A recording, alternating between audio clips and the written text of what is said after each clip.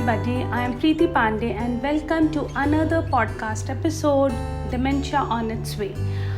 This is the 19th episode on our podcast series, Go Unedited, and as we claim, this is also completely unedited.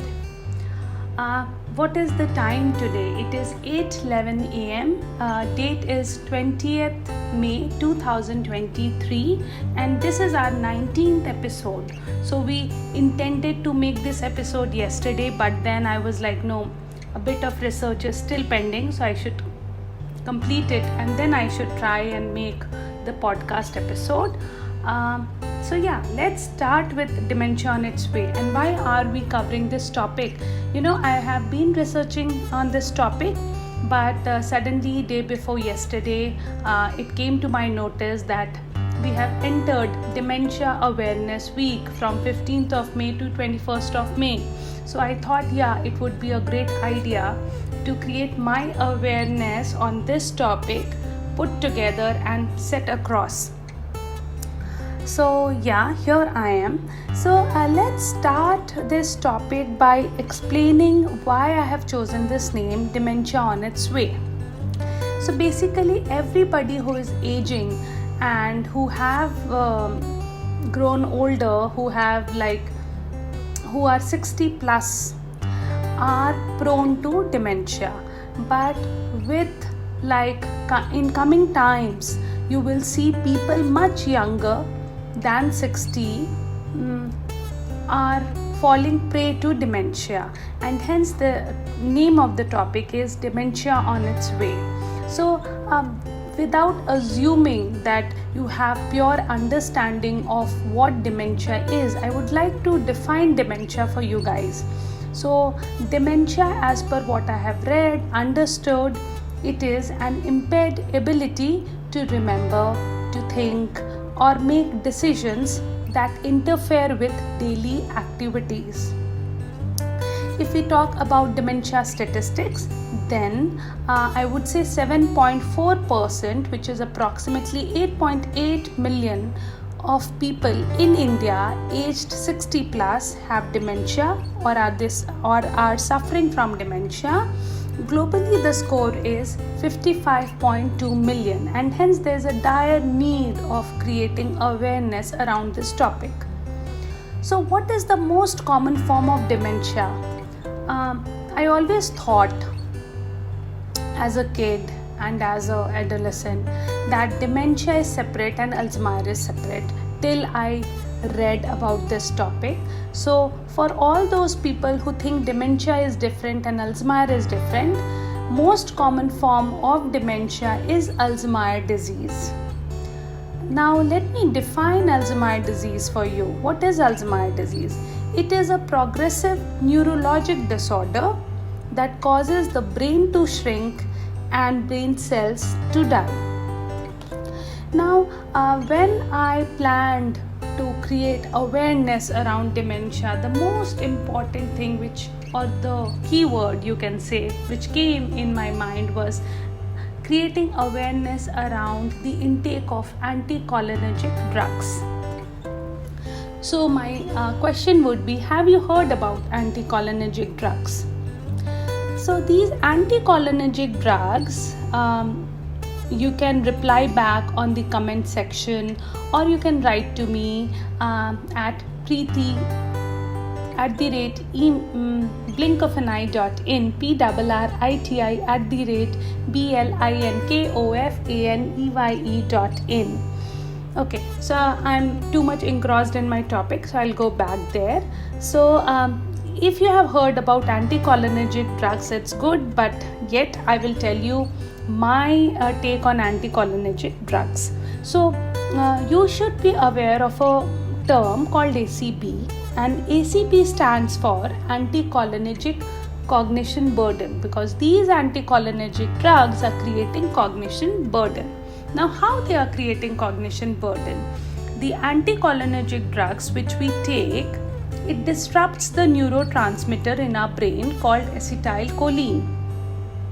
Now what is this acetylcholine? Acetylcholine is a neurotransmitter and it is also called a memory molecule, which is essential for memory.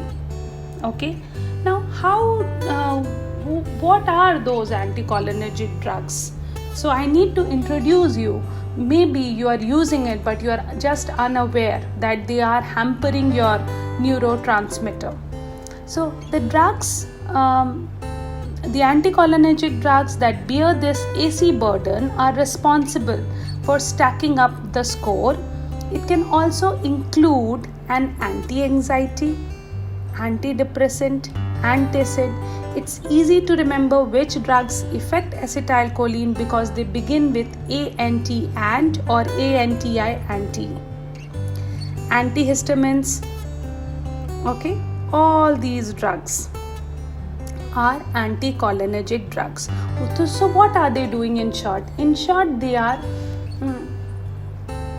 paving the way to dementia.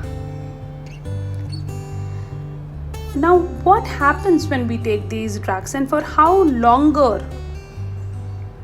After what time the intake of this drug starts hampering? So these drugs should not be used often or for a longer period of time. If you have taken these drugs continuously for more than 60 days or for 60 days, they start hampering your acetylcholine.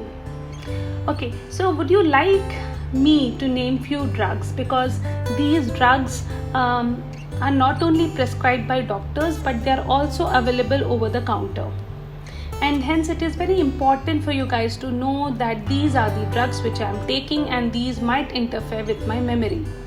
So I'll name few drugs. Those are atropine, oxybutine, scopolamine, benztropine, tolterodine, hezocymine, diphenhydramine, trospium chloride, darifenacin, homatropine, glycopyrrolate, fesoterodine. Another question which came in my mind was, is citrogen an anticholinergic drug? So the answer is yes, it has anticholinergic properties, but it is low on anticholinergic properties. Allegra, if you are taking, which is a very good replacement of citrogen, is not anticholinergic, so it is safe to take it. Then Benadryl, the Benadryl cough syrup, it is high on anticholinergic. So you must have heard people taking Benadryl cough syrup for a month or for 1 bottle or 2 bottles. So they are going to have memory problems. What are the main symptoms or the effects caused by anticholinergic drugs? They cause seizures, they cause confusion, delirium and agitation. So if you think that, oh my god, I don't know why I am irritated or agitated all the time, so I think you have been exposed to anticholinergic drugs, maybe, because see, there are thousands of reasons to remain irritated or agitated, but maybe you are exposed to anticholinergic drugs for a longer period of time. For which kind of treatment these drugs are used? Because see, I have told you the name, so people who are using it can understand, okay, I was getting treated for this and hence I used this and this is anticholinergic.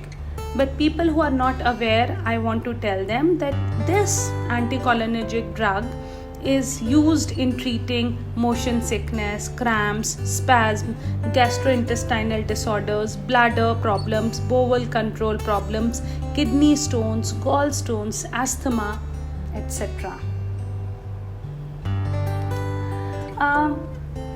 I would like to define acetylcholine for you. I have already defined that it's a neurotransmitter, it's a memory molecule, but I would like to talk about the role plays of acetylcholine. It helps us in recalling, it helps us in learning, and it also helps us in focusing. It is the first neurotransmitter which was identified about a century ago. It is one of the most abundant in nervous system. It is imperative in the conversion of short-term memories to long-term ones. It is not just important to mentally engage, but it also helps in sleep modulation, emotions, and even recognizing thirst. So people who have memory problems or are very close to having dementia, they are appalling at reaching for a glass of water. They seem not to register thirst. So what else acetylcholine does? It enhances brain plasticity, which supports our mental muscle. And what happens? Why dementia has become incurable, or it is said to be incurable? Because it is diagnosed in a very later stage. Initially, it is not diagnosed, and there are physical symptoms which are noticeable, like dementia gets noticed when thigh slowly gets thin and withered. People suffering cannot get up from the chair unaided. They cannot walk without support. The atrophy in our brain is noticed very late. So there has been a study which published in BMJ, and it suggests that a robust association between some anticholinergic drugs and future dementia exists. Apart from this, so this is a threat to our generation, or anybody who has been exposed to anticholinergic drugs for a longer period of time, but we fear that the age 60 plus can reduce in no time to 45 plus. Okay, I'm just giving a vague number, 45 plus, which comes in my mind. If, for example, we have never been exposed to anticholinergic drugs, still dementia can happen to us because acetylcholine levels decline as we age, and hence the current age is 60 plus. Okay, that's the natural age, you can say. Without wasting any time, let's go to how to cure dementia, because it's a vast topic. Okay, so we don't claim in curing dementia, but yeah, we can slow the cognitive decline by the food we intake, by the lifestyle changes we make. So there are many ways in which food plays an important role. So let's talk about forms of dementia. Okay, so there are first vascular dementia, then there is frontotemporal dementia, and then there is Alzheimer dementia, which is Alzheimer disease. Now, what is vascular dementia? In vascular dementia, it's very simple. There are blockages in the blood vessels, and it stops the blood from feeding the brain tissue. In frontotemporal dementia, there is a general group of regional brain which has abnormalities and causes memory loss. So part of the brain which has abnormalities and it causes memory loss. What is Alzheimer's disease? As we already spoke about it, I have already defined Alzheimer's disease, but what exactly happens here? There is a buildup of protein among nerve cells called amyloid plaques that disrupts the nerve cell function. Okay, so you must be thinking, oh my god, all my life I thought protein intake is good. Yeah, it is good, but when protein plaques get deposited around nerve cells, it causes Alzheimer. So in my last episode where I was talking about the connection between autoimmune disorder and mental health, and we also spoke in length about I also spoke in length about the gut bacteria and the gut health.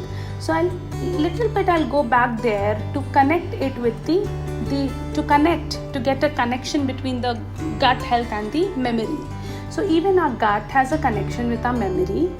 If you see something which triggers your past baggage, then suddenly you might have realized that your stomach feels upset and your stomach might grumble. And you must have heard that when a kid is anxious, usually the kid goes to school and the kid doesn't understand the subject, and teacher is about to ask a question, so the kid suddenly complains, oh, I am having a stomach ache. We think, oh, the kid is unwell, but basically it is the gut memory. reminds him of the past experience, which was not good in the similar situation. So the stomach starts grumbling. So our gut works in a synchronized fashion with the brain's memory, and the imbalanced gut bacteria affects the stress level hormone cortisol, which in turn disrupts the ability to recall long-term memories. So memory is not only affected by cortisol, but it is also affected by levels of other neurochemicals such as non-adrenaline, serotonin and dopamine. Now, how does adrenaline functions? So you might have heard non-adrenaline plays an important role in fight and flight. Okay, when you are going through when you are running high on emotions and when you are trying to sort things out, the fight and flight hormone gets secreted, right?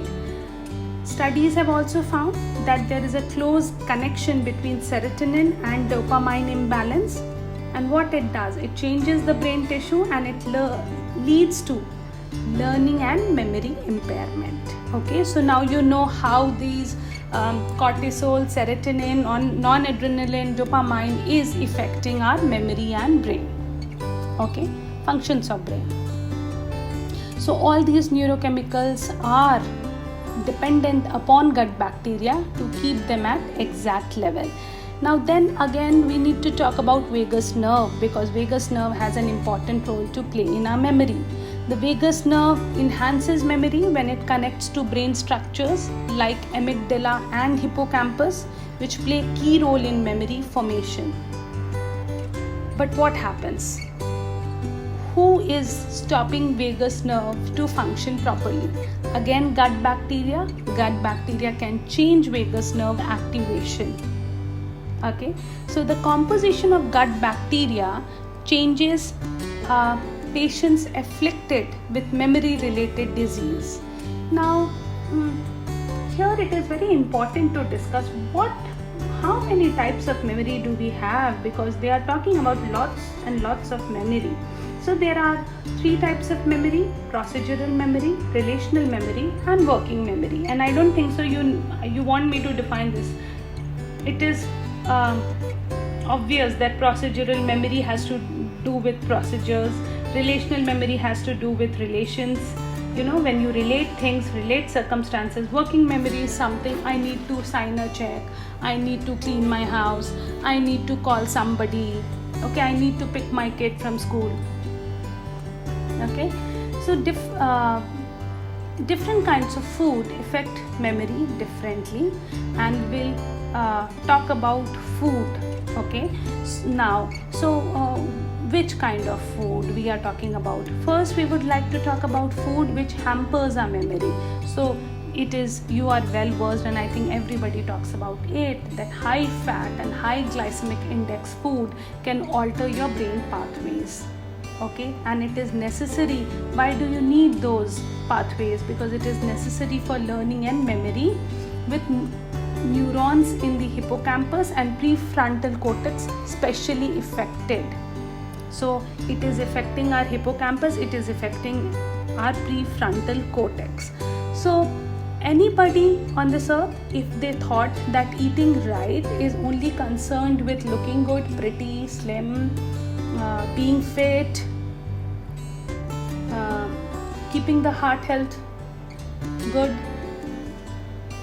there is a correction that your memory is also getting hampered because of this fatty and high glycemic food, and it is affecting your hippocampus and prefrontal cortex.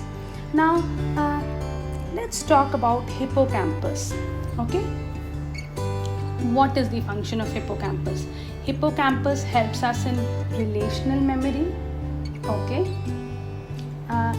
the increased oxidative stress damages the brain cells. If damaged due to sugar and fat, then it shrinks, which impedes memory. It also regulates how much food we eat. So the portion control goes haywire when the hippocampus is not working properly. it interferes with insulin signaling and sensitivity. It can hamper neurotrophic factors and other hormones that promote healthy functions. So this is in short the role of hippocampus, and hence it is very important to keep it healthy and working.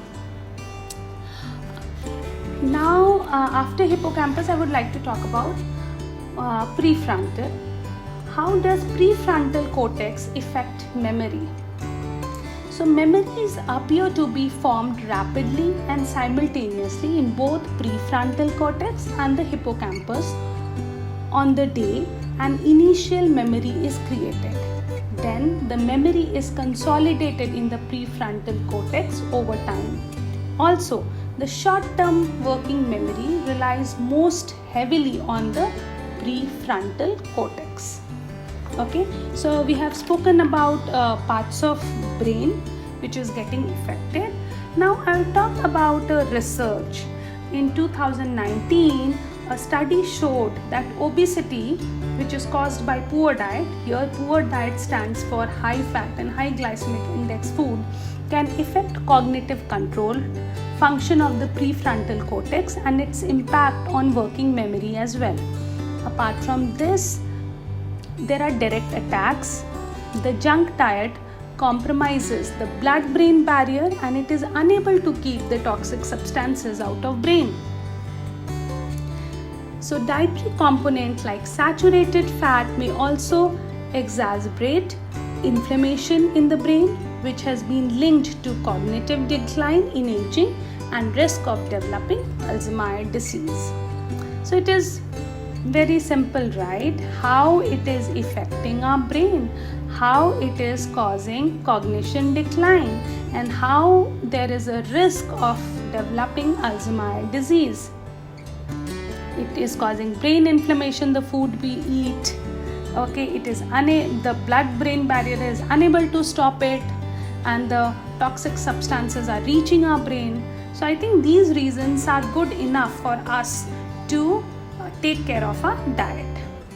Many research shows that high-fat diet decreases memory growth and brain growth. It also indicates that high-fat diet is detrimental to memory in adults. Now, the next question after knowing all these comes in my mind is, can the damage done by high-fat be undone? So the answer is yes. If you switch to a more standard and well-balanced diet, then it can be undone. But here we are not talking about dementia. We are just saying that the damage can be undone. In 2009, some researchers also proved that restricting calories by 35% improves memory health in elderly patients after 3 months. It also led to decrease in insulin and inflammatory marker C-reactive protein. Less brain amyloid and brain cells are protected too.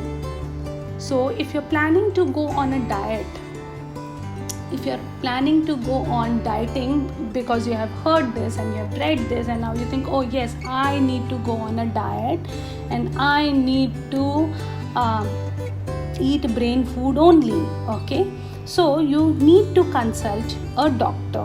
Why?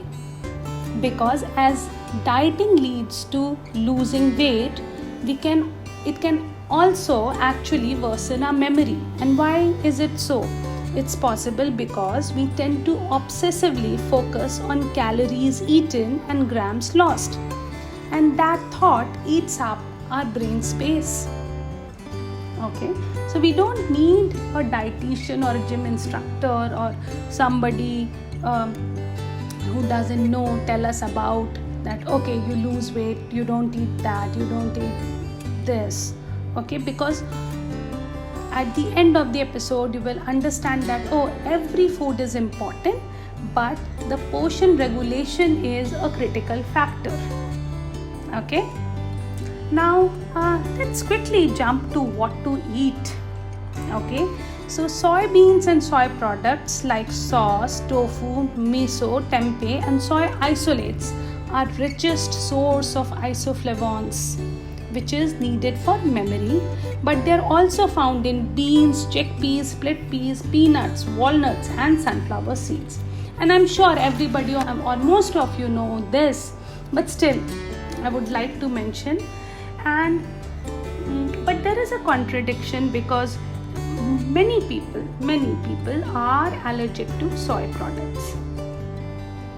Research suggests it favorably affects the soy products, favorably affects cognitive function and visual memory in post-menopausal women. But what should we do? Many people are allergic to it. It is very close to milk and peanut allergy. So, only 50% Asians and 25% non-Asians host the intestinal bacteria that can metabolize isoflavones. So what should we do? Eat fresh soybeans. Fresh soybeans, known as edamame, when eaten whole, contains thiamine and may help cognition in people with Alzheimer disease. So now you have got your food number 1 which you can eat. Okay. What else soybean contains? Soybeans contains phosphate diacyllerin, which increases cognitive function, which is related to placebo. Now there is again a research in 2018, a research conducted showed that, now let's talk about, we are done with soybeans, right? I have given you a fresh soybean option, right? Now let's talk about another research around wine. Now first was soybean, second is wine. In 2018, a research conducted showed that drinking red or white wine increased the risk of memory decline. Yes. So if you thought that drinking wine is harmful, no. Drinking red wine or white wine is healthy, especially for your heart. It's healthy, but we don't know how much portion are you intaking. So if the portion is more, it increases the risk of memory decline.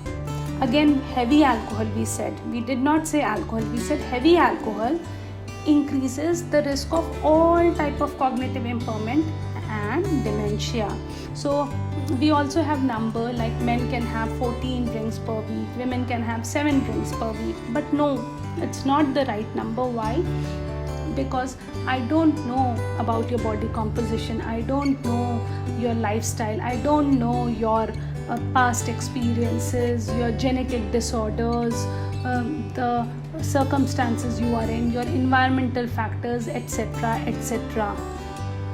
Okay, so if you come across any research, anything which tells you can eat this much, you can't eat this much, it's not right.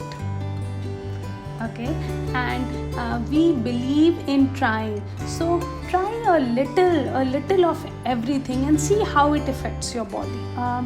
Now after this, let's talk about coffee. Researchers found that men who drank coffee had less cognitive decline than those who didn't. Again, portion control. The effect was prominent on those who drank 3 or more coffee in a day. Researchers found that coffee drinkers in midlife had a lower risk of dementia and Alzheimer's disease later in life. And why is it so? Because caffeine. Now we are talking about caffeine. Caffeine increases serotonin and acetylcholine, which stimulates the brain, and it helps stabilize the blood-brain barrier.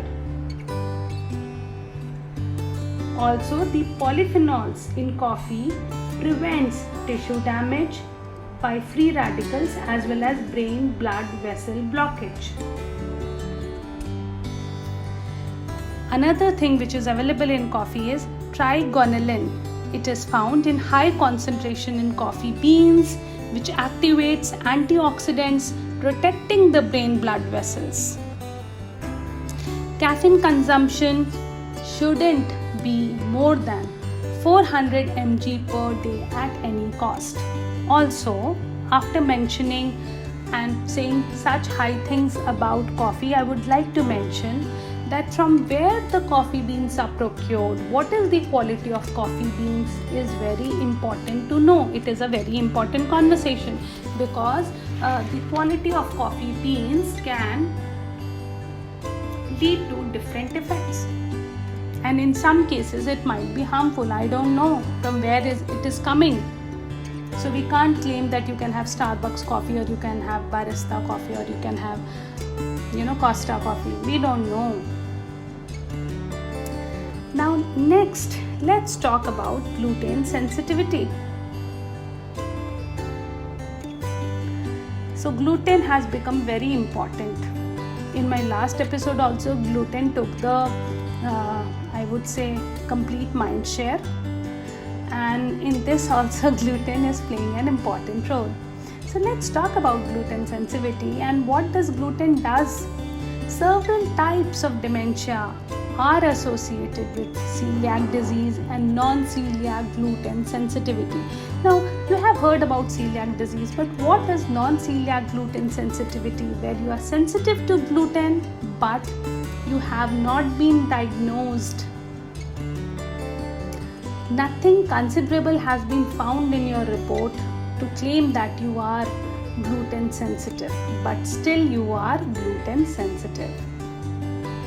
When someone suffers from celiac disease, they often face sudden intermittent memory difficulties as well as problems recalling words. So these are the symptoms. Some may suffer severe dementia with symptoms such as confusion and an inability to calculate simple maths. Some studies suggest that avoiding gluten will heal the gut lining and restore memory, but these are contrary evidences. And it also suggests that once dementia sets in, the damage cannot be undone. So see, all these prevention can only help you before dementia sets in. Once dementia sets in, you can change your food habits, you can change your lifestyle, and you can slow the cognition decline, but you cannot undo dementia. And I would strongly recommend avoid gluten and try it and see if you're feeling light, if your thoughts are clear, you are sharper, you're not thinking too much. So try and see for yourself.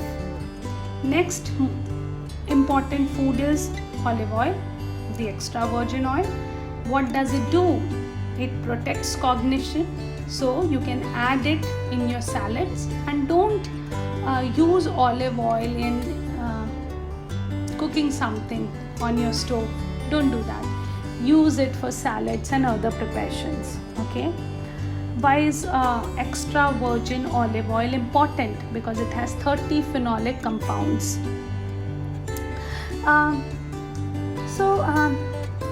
Let's wait for a second and think. I have been talking about cognition, but I did not define cognition for you. So, and I intend that people who don't know much about biology should also listen to this podcast episode. So let me define cognition for you. Mental action or process of acquiring knowledge and understanding is called cognition.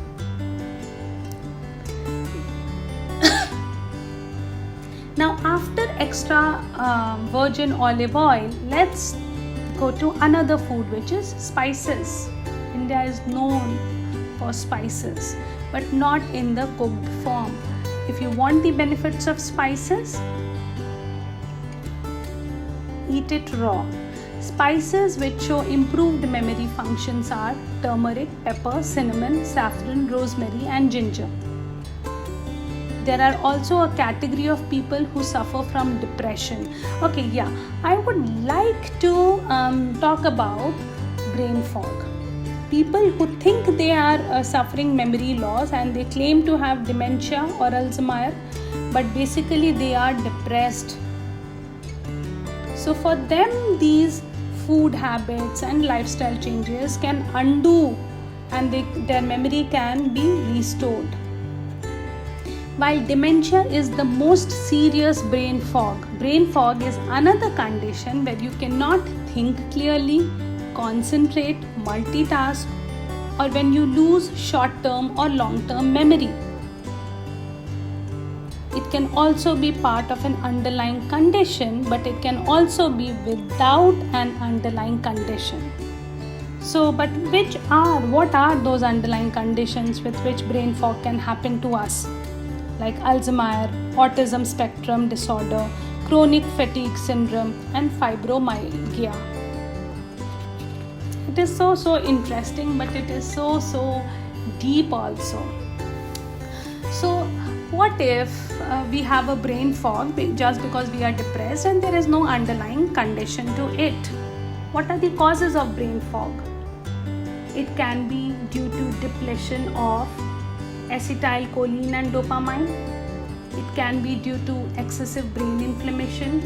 It can be elevated by whole foods oriented diet. Okay, so now let's in general talk about foods which we can eat. Okay, we can eat apple. Yes, because apple has antioxidant quercetin. We can eat fresh veggies. We should eat fish which are rich in omega-3 fatty acids. Salmon, yes, is one example. We should eat juniper berries, fresh peppermint, sage, parsley, thyme, antichokes, hot and sweet peppers, dried Mexican oregano, etc. etc. Why? Because all these contain lutein, which is an antioxidant and an anti-inflammatory agent. So if you have brain fog, you will be cured. And for dementia, it will reduce your cognition decline. You can also add white beans, egg yolks, and dairy products in your diet. Why? Because it contains phosphatidylcholine, which protects nerve cell covering and membrane. You can also eat citicoline-rich food, which is present in egg yolk and beef liver, but that doesn't mean I'm recommending beef liver because it is your personal choice, but I'm just telling you that it is present there. Now I know what's going in your mind. White beans, dairy products, how can I add this to my diet? Because you see, when we talk about dairy products, always use dairy products which has not been touched or hampered, like the low fat milk and everything. No, it has been tampered.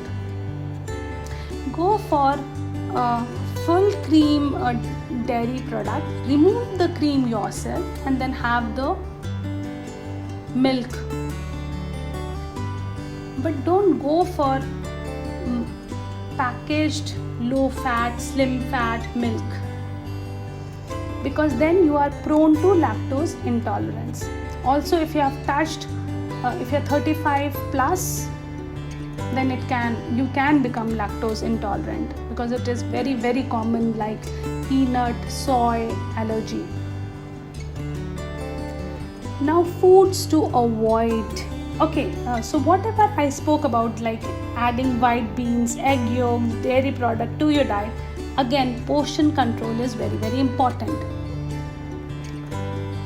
Now, foods to avoid. Which foods we should avoid? We should avoid white rice, potatoes, pastas, anything which is made of refined sugar, red meat, fried foods. We have already spoken about gluten, pizza, alcoholic drinks, etc. etc. Apart from food, what can help us? So, of course, as we discussed, improving lifestyle. Improving lifestyle can preserve mental faculties along with diet. So, what should we do? So, people suffering from dementia who are old enough, Be your grandchildren's study partner. Play games like crossword puzzles, brain vita, sudoku. You can engage in stimulating leisure activities throughout your life, and you can reduce the risk of dementia because then you are stress free in that moment. You can master a language. Why? Because among bilinguals, the onset of dementia begins some 4 years later than monolinguals. So it's a very good idea to learn a language. According to Harvard researchers, lonely individuals, if you are lonely, then there is twice the probability, twice as likely to have dementia. So 2x the probability increases to have dementia if you are lonely or if you feel lonely. Same thing it is same thing. So it's good to keep in touch with family, friends, involve in extracurricular activities, go out, have walking partners, running partners, gym partners. You should have a whole village with you.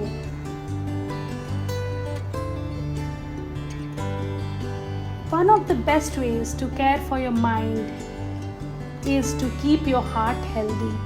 So again, your heart is also linked with your brain and memory.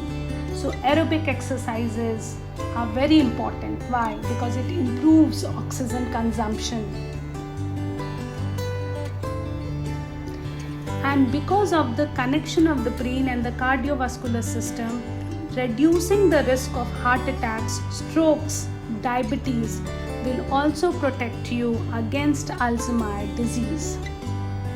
So this was my take on dementia, and I think I have created much awareness around dementia.